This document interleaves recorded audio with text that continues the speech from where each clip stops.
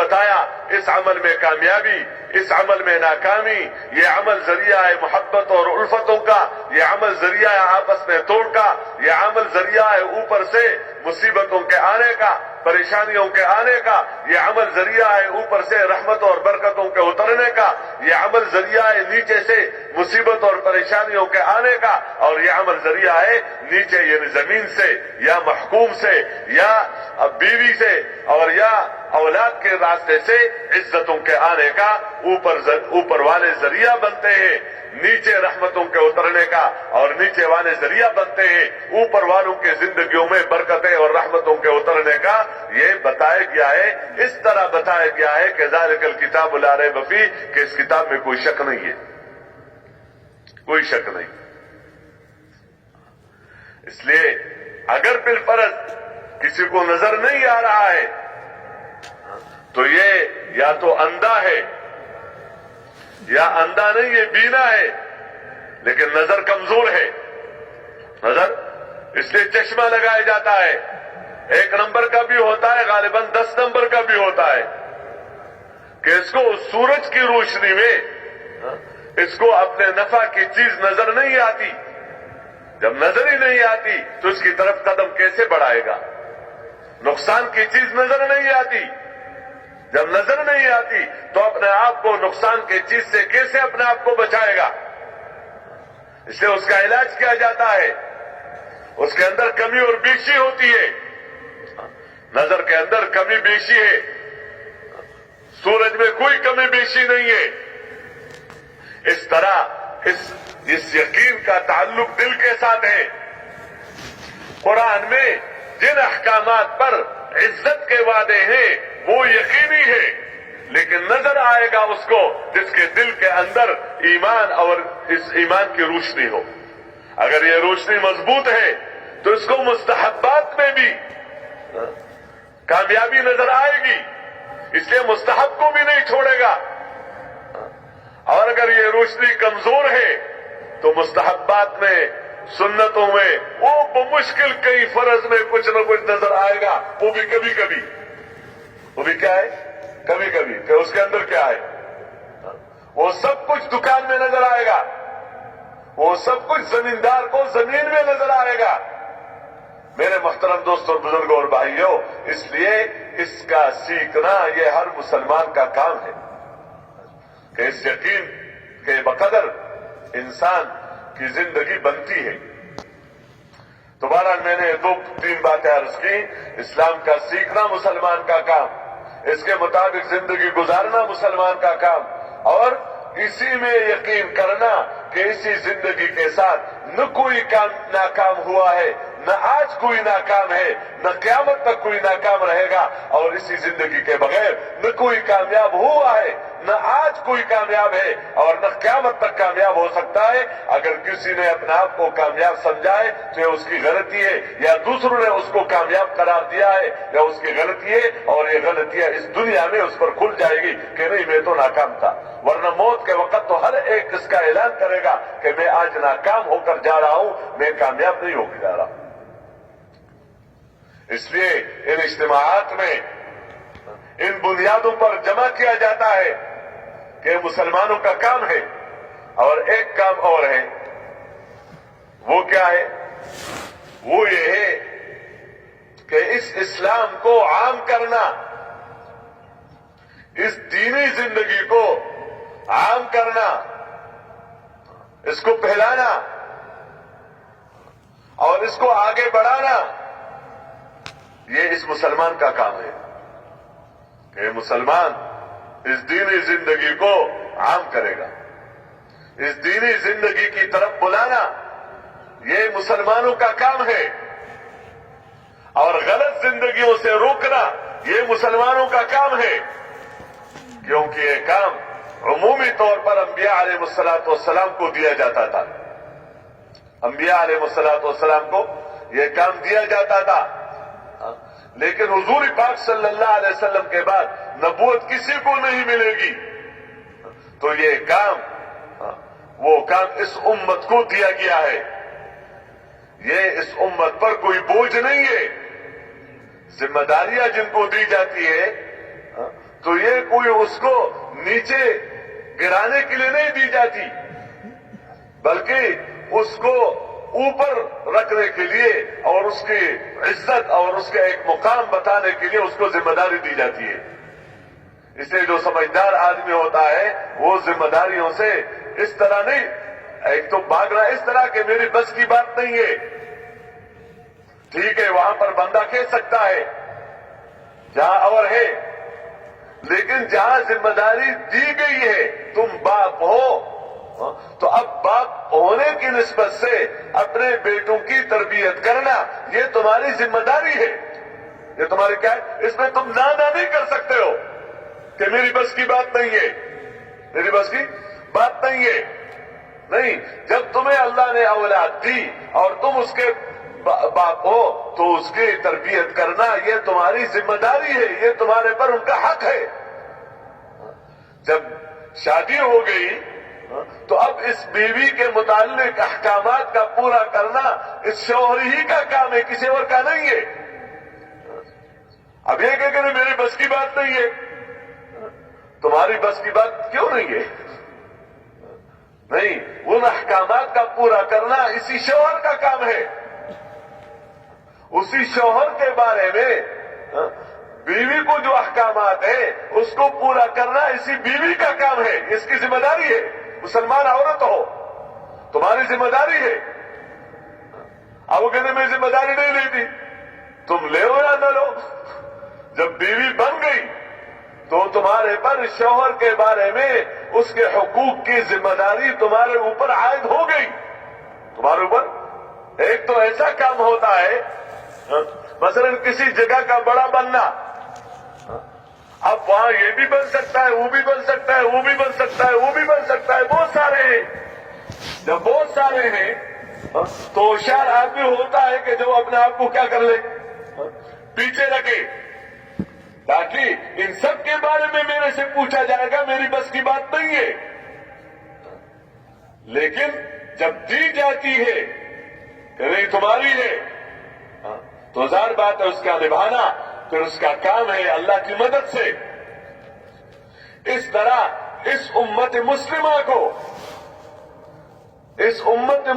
کو جنہوں نے اسلام سیکھا، جو اسلام کے مطابق زندگی گزار رہے ہیں، جو اسی اسلام کے اندر سلامتی اور اطمینان اور عزت اور کامیابیاں یقین کر رہے ہیں، ان کو یہ ذمہ داری اللہ کی طرف سے دی گئی ہے۔ اللہ کی طرف سے یہ ذمہ داری دی گئی ہے کہ دیکھو تم ہمارے امت مسلمہ کے ذمہ یہ کام ہے کہ اس کو لوگوں تک پہنچا، جتنا تم کر سکتے ہو، جتنا کر سکتے ہو اس میں اللہ اکبر مال کو بنیاد نہیں رکھا، اپنی جسم کے اعتبار سے جہاں تک تم کر سکتے ہو، جتنا تم کر سکتے ہو اتنا کرنا یہ تمہارا کام ہے، یہ تمہارا کام ہے۔ کیوں؟ اگر تم اس ذمہ داری کو پورا نہیں کرو گے اور صرف اس پر مطمئن ہو جاؤ گے کہ میری اپنی زندگی اسلام کے مطابق ہے اور میں اسلام کے مطابق زندگی گزار رہا ہوں، اپنی تجارت میں، اپنی زراعت میں، اپنی حکومت میں، اپنی عبادات میں اور اپنے کاموں میں کر رہا ہوں، تو یہ کافی ہے؟ نہیں، یہ کافی ہے اس نسبت سے کہ تم مسلمان ہو، لیکن یہ اس اعتبار سے کافی نہیں ہے کہ تم حضور صلی اللہ علیہ وسلم کے امت میں ہو، تو جس طرح اس زندگی کو سیکھنا تمہارا کام، تو اس زندگی کی طرف بلانا بھی تمہارا ہی کام ہے۔ نیکیوں کی طرف بلانا، برائیوں سے روکنا، یہ امت مسلمہ کا کام ہے، امت مسلمہ کی ذمہ داری ہے۔ اچھا، کن کو بلائے اور کہاں تک ہے؟ تو اس میں کیا بتایا؟ اس میں یہ حد بتایا حضور پاک صلی اللہ علیہ وسلم نے حجۃ الوداع کے موقع پر کہ جو موجود ہیں، جو کون ہیں؟ جو موجود ہیں، ان کی ذمہ داری ہے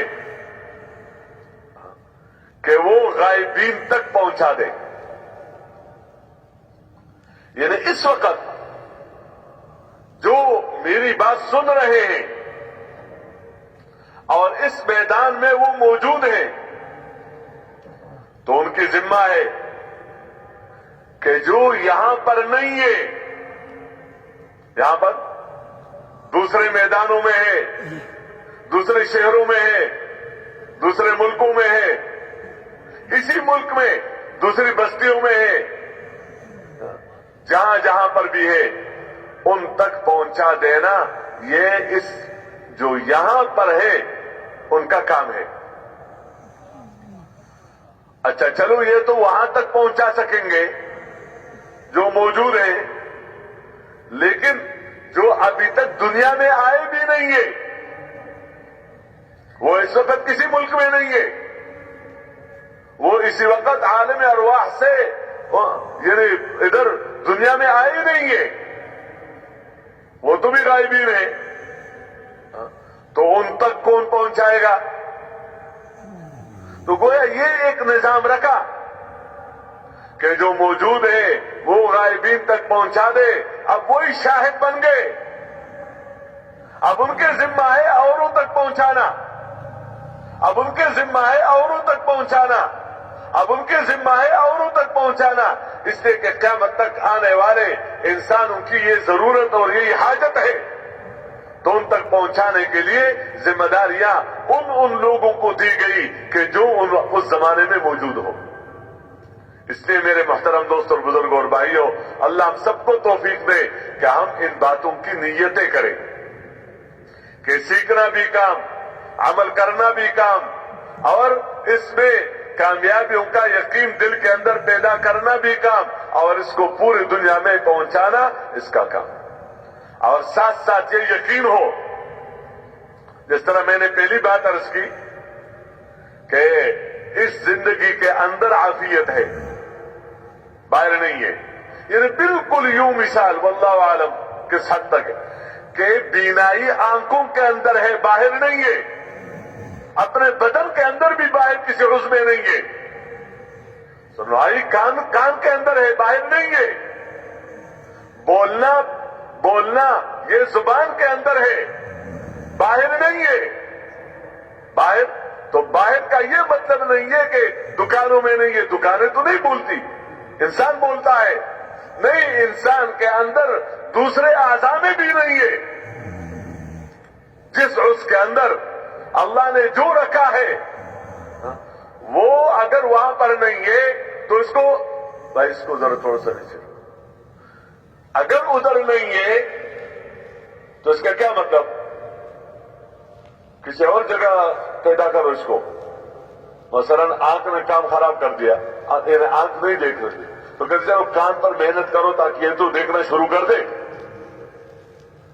ایسا ہوتا ہے؟ کان نے سننا چھوڑ دیا، اپنا کام چھوڑ دیا کسی وجہ سے، تو کہتے چلو آنکھ میں کام شروع کر دو تاکہ آنکھ کو سننا شروع کر دے. یہ نہیں ہو سکتا. ایک نہیں، اسی آنکھ کے اندر لگو کہ آخر خرابی کہاں ہے، کیا وجہ ہے کہ آنکھ ہے اور اپنا کام نہیں کر رہی. تو اسی کا نام علم ہے کہ مرض معلوم کرو اور مرض کا علاج معلوم کرو اور پھر اس دوا کی کیفیت استعمال معلوم کرو. یہ سب چیزیں سیکھنے سے آتی ہے. اس طرح میرے محترم دوستوں اور بزرگوں اور بھائیوں، جس سے یہ یقین کہ ادھر ہے، کہیں اگر نہیں ہے، مسلمان ہے اور رحمتیں نہیں اتر رہی، برکتیں نہیں اتر رہی، محبتیں نہیں ہو رہی، آپس میں ایک دوسرے کے تعاون کا اور ایک دوسرے کے تقویت کا مسلمان ذریعہ نہیں بن رہا ہے، تو اس کا یہ مطلب نہیں ہے کہ اسلام کے اندر یہ اثر نہیں ہے. اس لیے کسی اور راستے سے آؤ، اور راستے سے آنا نہیں ہے اور کوئی راستہ ہی نہیں ہے، آؤ گے کہاں سے؟ لیکن اس کا مطلب یہ ہے کہ اپنے ان اعمال کو ٹھیک کرو، اس کو صحیح طریقے سے اس کو سیکھو، اس پر عمل کرو. تو جس طرح اس زندگی پر یہ وعدے ہیں اس طرح اس زندگی کو دنیا میں عام کرنا، اس کو امت مسلمہ اپنا کام سمجھے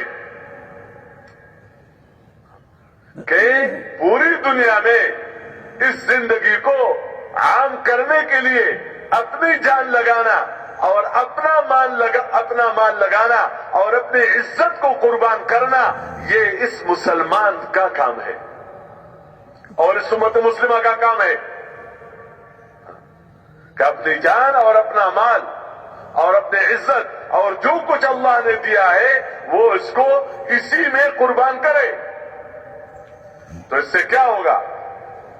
جب تک امت اپنے آپ کو اس مبارک کام کا سمجھ کر نمازیں پڑھتی رہی، روزہ رکھتی رہی، زکاتیں دیتی رہی، حج کے ادا کرتی رہی اور اپنے تجارتوں کو اور اپنے زراعتوں کو اور اپنے کاروبار کو اور اپنے بھی بچوں کے تربیت کو اور اپنا ہر کام کو شریعت کے مطابق کرتی رہی اور اپنے آپ کو اس مبارک کام کا سمجھ کر کرتی رہی، تو رحمتیں اترتی رہی چھوٹے چھوٹے گھروں میں۔ مدینہ منورہ میں جو حضور صلی اللہ علیہ وسلم کے زمانے میں اور حضرات صحابہ کرام رضوان اللہ تعالی علیہ اجمعین کے زمانے میں مدینہ منورہ میں یہ انصار اور یہ مہاجرین اکٹھے رہتے تھے۔ مہاجرین تو مکہ سے آئے تھے ہجرت کر کے اللہ کے حکم کی وجہ سے، جسے بندہ نماز پڑھنے کے لیے مسجد جاتا ہے اللہ کے حکم کی وجہ سے، اپنا گھر چھوڑ کر چلے جاتا ہے، لیکن وہ یہ کہ نماز پڑھ کر پھر چلے جاؤ، دکان چھوڑ کر آ جاتا ہے مسجد میں تو نماز پڑھ کر پھر دکان پہ بیٹھ جاتا ہے، لیکن ان کو جو حکم تھا، حکم یہ تھا کہ مکہ چھوڑ کر جاؤ، واپس نہ جانا، مدینہ ہجرت کرو، مدینہ ہجرت، جس وقت کہ ہجرت فرض تھی کہ ہجرت کرو، وہاں سے آؤ، مکہ چھوڑ کر آ جاؤ مدینہ منورہ۔ اس لیے جب وہ اللہ کی نسبت سے چھوڑ کر گئے، اور عجیب بات ہے جب مکہ فتح ہوا اور پھر یہ وہاں گئے اور وہ اپنے گھروں پر ان کی نظریں پڑی اور اپنی چیزوں پر نظریں پڑی، لیکن ان کے اندر کی بات یہ تھی کہ جو اللہ کے نام سے میں نے چھوڑ چکا ہوں اب اس کی طرف دیکھنا نہیں ہے ان چیزوں کو۔ تو مکہ مکرمہ سے مہاجرین نے ہجرت کی اور مدینہ منورہ میں انصار نے ان کی نصرت کی۔ اب یہ جو شہر مدینہ منورہ کا تھا، ہم اور آپ دیکھیں کہ رحمتوں کے اترنے کا مرکز مدینہ منورہ، برکتوں کے اترنے کا مرکز مدینہ منورہ، محبتوں کے اترنے کے بعد اس لیے عرض کر رہا ہوں کہ یہ زمین سے نہیں اٹھتی یہ چیزیں کہ زمین پر محنت ہو گئی کتنا من برکتیں آ گئی، نہیں، وہ تو گندم آپ بتا سکتے ہو اور کتنا پیسہ مل گیا یہ بتا سکتے ہو، کروڑوں مل گیا، اتنا پیسہ مل گیا، زمین سے کتنی چیزیں نکل گئی معدنیات یہ بتا سکتے ہو، لیکن یہ بتانا کہ کتنی برکتیں آ گئی، کتنی رحمتیں آ گئی، کتنی محبتیں آ گئی، یہ نہیں بتا سکتے ہو، اس لیے کہ اس کا اترنا یہ اللہ ہی اتارتا ہے آسمانوں سے، برکتیں اللہ ہی کے ارادے سے زمینوں سے آسمانوں سے، اور اس کا ذریعہ یہ عقیدہ رکھنا چاہیے، یہ کوئی استحباب کی بات نہیں ہے، اس کے ان برکتوں کا اور ان رحمتوں کا اس کا ذریعہ نہ ایک پیسہ ہے اور نہ کروڑوں ہے، جیسے ایک پیسے سے بندہ سمجھتا ہے برکت نہیں ہے، لیکن اس سے کم اس طرح کروڑوں بھی برکت کی علامتیں نہیں ہے، نہ ایک ٹکڑا زمین کا کسی کو دے دیا جائے اور اس کو مالک بنا دیا جائے اور یہ کہتا ہے میری اتنی زمین ہے، اور ایک بندے کو پورے ملک کا بلکہ پوری دنیا کا بادشاہ بنا بنا دیا جائے، ملک دے دیا گیا، لیکن یہ نہیں ہے کہ برکتیں اتریں گی۔ برکتیں، رحمتیں، محبتیں، اطمینان، اس کا یہ آسمانوں سے اللہ ہی اتارتے ہیں۔ یہ وعدے اللہ جل شانہ نے ہر زمانے میں اس زندگی کے ساتھ اللہ نے کیے جو زندگی آسمانوں سے اتری ہوئی ہے۔ وہ اسلامی زندگی کوئی بنا نہیں سکتا کہ چند لوگ جمع ہو جائیں اور ان کا بنا دے، وہ اسلامی زندگی بنا دے۔ کہ اسلامی زندگی کس چیز کا نام ہے؟ دین کس چیز کا نام ہے؟ دین کو اللہ نے اتارا ہے آسمانوں سے، فرشتوں کے ذریعے سے اپنے پاک مخلوق پر، جو ان سے زیادہ پاک کوئی بھی نہیں ہو سکتا ہے مخلوق میں، جو انبیاء علیہ الصلوۃ والسلام ہے، انہیں پر اتارا گیا فرشتوں کے ذریعے سے، فرشتے کے ذریعے سے اللہ نے اتارا ہے۔ اس کو کوئی یہاں بنا نہیں سکتا۔ اس لیے یہ واضح طور پر ہے، اگر کوئی کسی کام کے بارے میں دین سمجھ کر کر رہا ہے، دین ایک تو اپنی ضرورت ہے، اپنی حاجت ہے، اپنے کوئی اور نفع کی چیز ہے، وہ تو بندہ لگا رہتا ہے اس میں صرف شرط یہ ہے کہ دین کے خلاف نہ ہو، کہ شریعت کے ساتھ نہ ٹکرائے، شریعت کے ساتھ ٹکر نہ لو۔ شریعت کے ساتھ ٹکر لینا اللہ کے ساتھ ٹکر لینا ہے، اللہ کے احکامات کے ساتھ۔ اس میں اتنا بتا دیا گیا کہ اس میں احکامات کے خلاف نہ کر۔ ایک چیز کو بندہ دین سمجھ رہا ہے، بھائی کہاں سے؟ جی ہم نے سوچا آپس میں، چند لوگ جمع ہو گئے اور انہوں نے سوچا، انہوں نے کہا اچھا اس کو دین قرار دو، تو یہ میرے اور آپ کے سوچنے سے عمل دین بنتا ہے؟ دین تو اللہ ہی نے اتارا ہے حضور پاک صلی اللہ علیہ وسلم پر۔ تو میرے محترم دوستوں، بزرگوں اور بھائیوں، یہ جس طرح اس زندگی کے ساتھ یہ برکتیں، رحمتیں ہیں، اور اس کا ابتدا کہاں سے ہے؟ آپ دیکھیں مدینہ منورہ میں ان کے گھر کتنے بڑے تھے، اور یہ بھی نہیں کہ بڑا گھر برکت کی علامت ہے، کہ بڑا گھر کیا ہے کہ برکت آ گئی، کیوں؟ گھر بڑا ہوگی، مل گیا۔ میں یہ نہیں کہتا کہ یہ بے برکت ہی ہے، لیکن یہ کہ یہ برکت ہے کہ تو اچھا تو جو چھوٹے گھر میں ہے وہ بے برکت ہے پھر،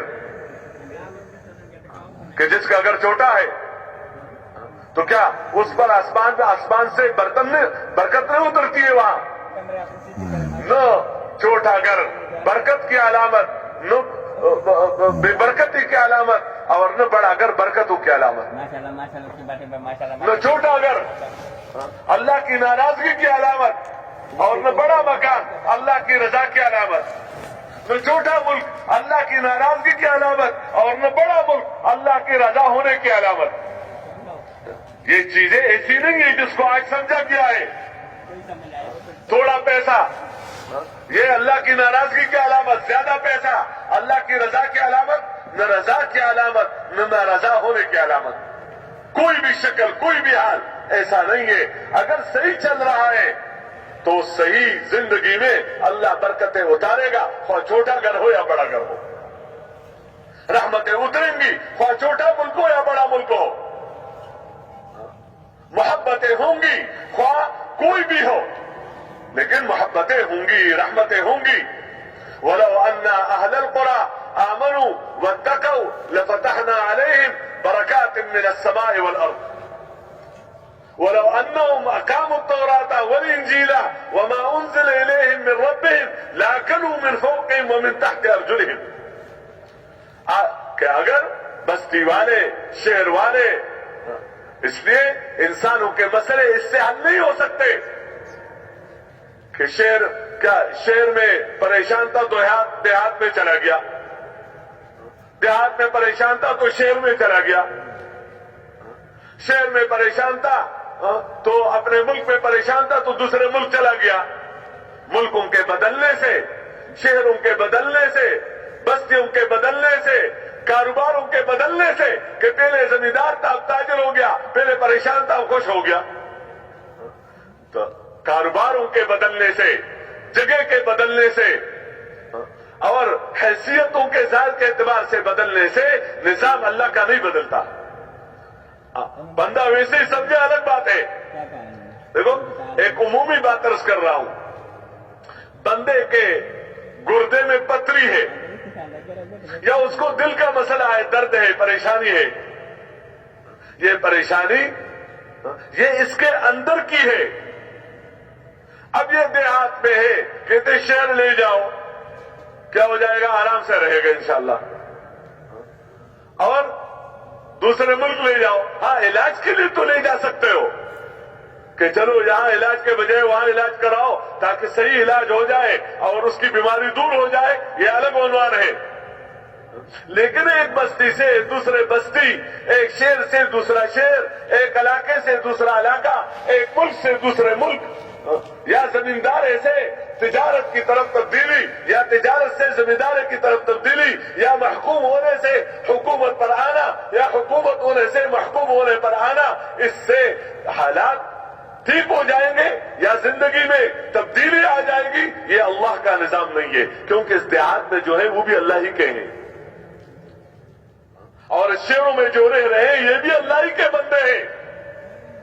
اگر شہروں سے اور دیہاتوں سے مسئلے حل ہوتے تو اللہ سب کو شہر میں رکھتے، اللہ سب کو ایسے ملک میں رکھتے جس ملک سے انسان کی زندگی بنتی ہے.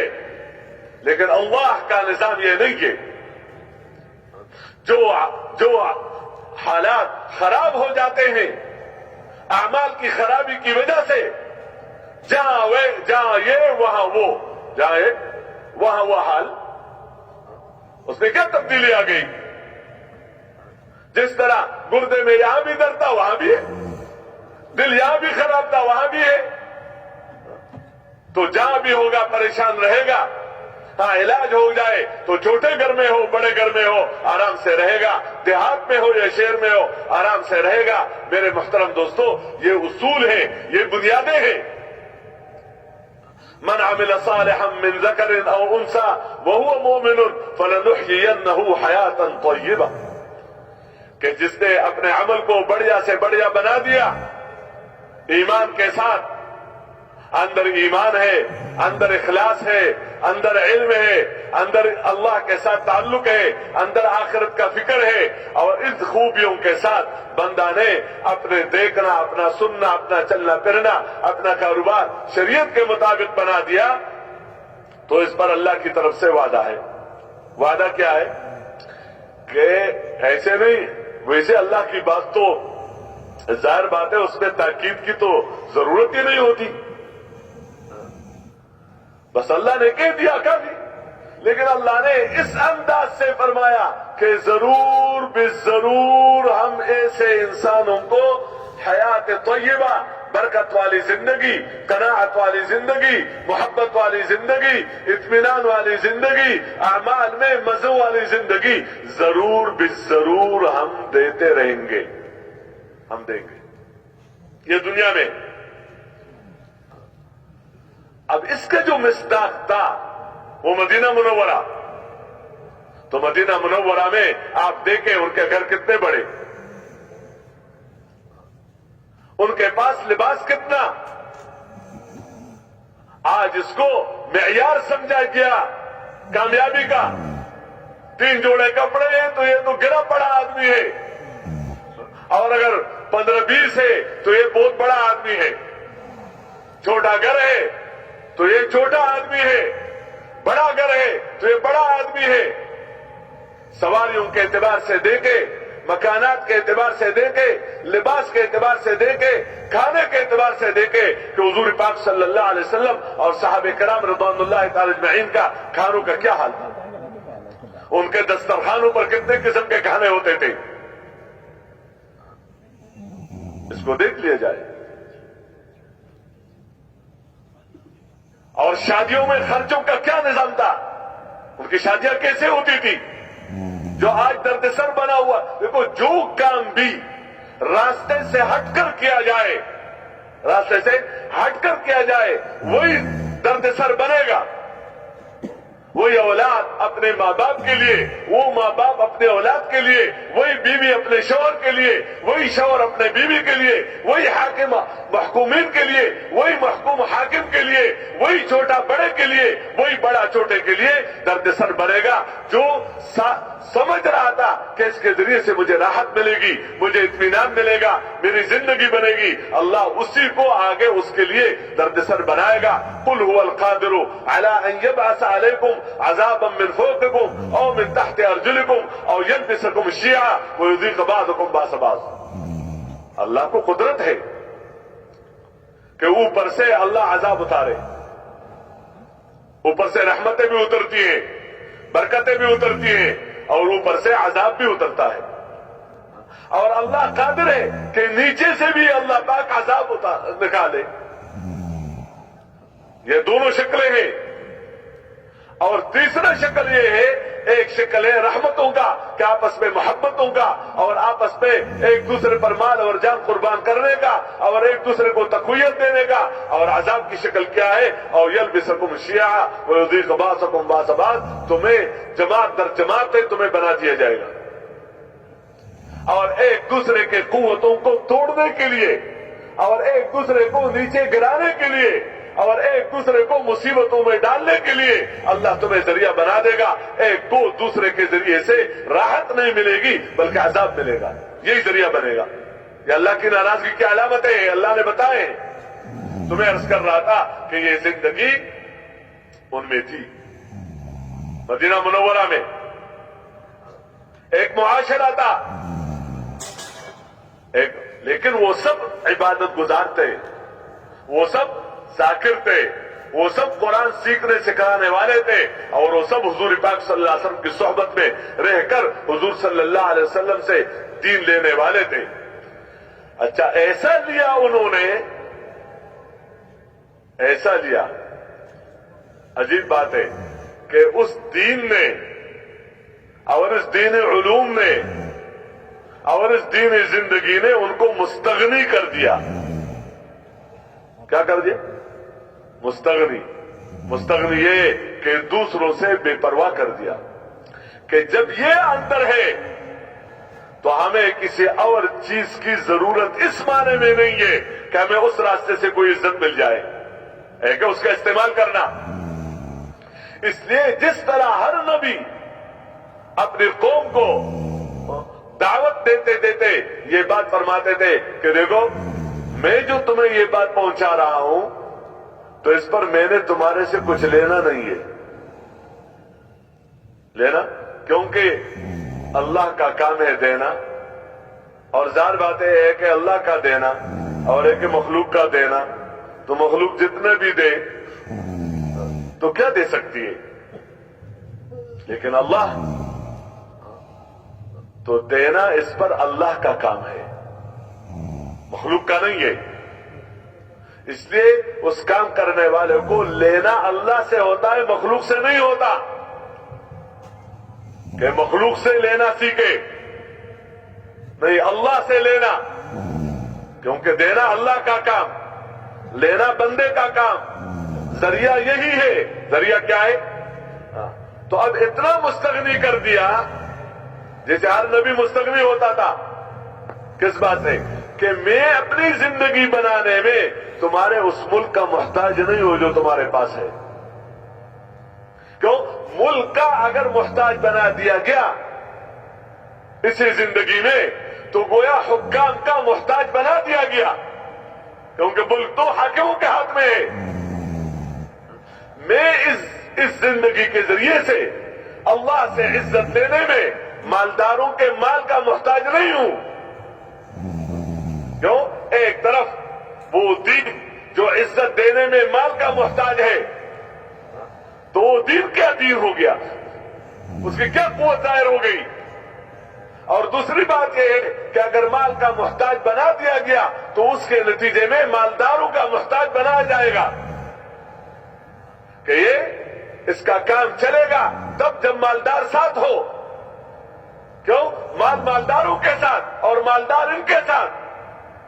ان کا کام چلے گا جب ملک ہاتھ میں ہو, تو ملک بادشاہوں کے ہاتھ میں اور بادشاہ ان کے ساتھ نہیں، بلکہ یہ بتایا کہ جتنے بھی ہیں یہ سب اللہ سے عزت لینے میں، اطمینان لینے میں، کامیابی لینے میں اس زندگی کا محتاج ہے جو زندگی ہمارے پاس ہے، اور ہم کسی چیز کے محتاج نہیں۔ ہمارے پاس وہ علم ہے کہ اس علم کے ہوتے ہوئے ہم دوسرے علوم کے محتاج نہیں ہیں۔ ہمارے پاس وہ طریقے تھے کھانے پینے کے، سونے جاگنے کے، لباس اور شکل کے، شادی بیاہ کے، کہ ان طریقوں کے ہوتے ہوئے ہم دوسروں کے طریقوں کے محتاج نہیں ہیں، ہم خود کفیل ہیں۔ حضور صلی اللہ علیہ وسلم نے امت کو خود کفیل بنایا تاکہ میری امت زندگی گزارنے میں